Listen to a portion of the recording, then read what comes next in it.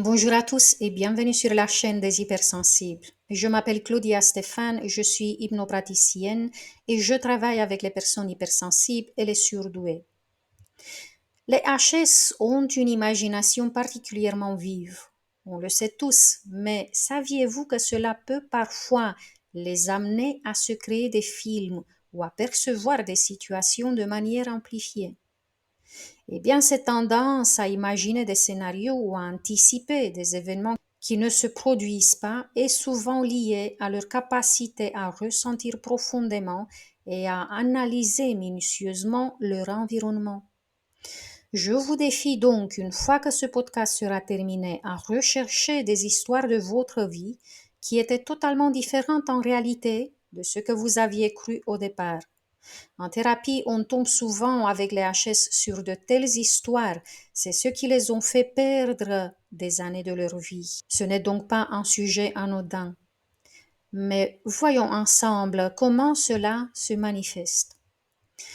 Le premier point, les hypersensibles ont souvent une forte capacité d'anticipation, ce qui peut les conduire à imaginer des scénarios possibles, y compris les plus négatifs. Par exemple, ils peuvent s'inquiéter de manière excessive en anticipant des situations stressantes ou en craignant des réactions négatives des autres. Cette anticipation est souvent alimentée par leur peur de l'échec ou du rejet. Est-ce qu'on check ce premier point? 2. Ils ont tendance à voir plus que ce qui est réellement présent. Une remarque anodine peut être perçue comme une critique sévère ou un silence peut être interprété comme un signe de désapprobation.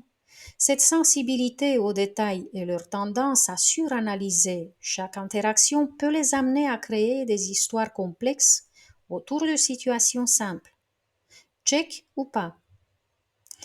3. Les hypersensibles sont également susceptibles de projeter leurs émotions et leurs peurs sur des situations ou des personnes. Par exemple, si quelqu'un est distrait ou préoccupé, un hypersensible pourrait interpréter cela comme un signe qu'il est en colère ou qu'il ne l'apprécie pas, même si ce n'est pas le cas. Le HS peut ruminer pendant des heures à cause d'une telle réaction qui pourrait ne rien avoir à faire avec lui. Ça sent connu? 4. Leur imagination vive peut les entraîner dans des films mentaux où ils se créent des scénarios futurs, souvent plus négatifs ou dramatiques que ce qui se produit réellement. Cela peut les amener à vivre des émotions intenses pour des événements qui ne se sont même pas encore produits ou qui ne se produiront peut-être jamais. Mais cela pourrait se manifester aussi dans des situations qui les enthousiasment, comme le courant qui leur semble passer entre eux et certaines personnes, des fois indifférentes et d'autres fois intéressées ou même abusives. Sensation de déjà-vu? Le point 5.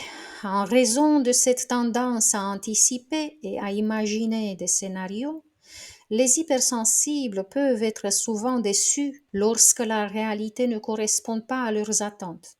Cela peut les conduire à ressentir un sentiment de frustration ou de déception, même si la situation réelle n'était pas négative en soi. Ils pourraient avoir une sensation que leurs souhaits ne se réalisent jamais. Est-ce que ça vous parle? Cette capacité à se faire des films est à double tranchant donc. Elle peut enrichir leur vie antérieure et leur créativité si elle est utilisée à leur avantage, mais elle peut aussi être source d'anxiété et de stress pour les HS. Mais voyons ensemble des situations où cette tendance peut être positive. Le point 1. Créativité et innovation. Leur imagination vive leur permet de visualiser des idées nouvelles et créatives. Dans les arts, la littérature ou même dans des domaines techniques, cette capacité à imaginer des scénarios complexes peut mener à des solutions innovantes ou à des œuvres artistiques profondes et inspirantes. Le point 2.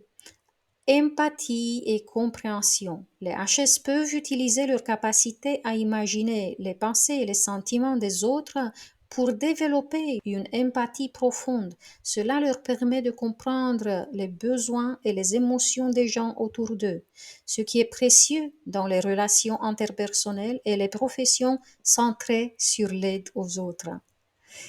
Et le point 3, préparation proactive. Anticiper divers scénarios peut être utile pour se préparer à des situations futures. Par exemple, dans des environnements stressants ou des projets importants, cette capacité à imaginer ce qui pourrait mal tourner peut aider à mettre en place des stratégies de prévention et à mieux gérer les défis à venir. Mais les HS peuvent utiliser ce don dans des situations négatives aussi, malheureusement. Et là, il faut faire très attention. Voici le point 1. Se faire des films négatifs ou catastrophiques peut conduire à une anxiété chronique. Par exemple, imaginer constamment que quelque chose de terrible va se produire ou que les autres ont une opinion négative de soi peut créer une détresse émotionnelle inutile et entraver la qualité de vie. Car cette peur effectivement sera validée par notre inconscient. Nous rencontrerons donc des situations et des personnes qui vont nous faire vivre des situations tensionnées jusqu'à ce qu'on efface cette peur. N'oubliez pas que sur ma boutique en ligne, il y a une séance conçue pour les hypersensibles qui veulent travailler sur leurs peurs profondes.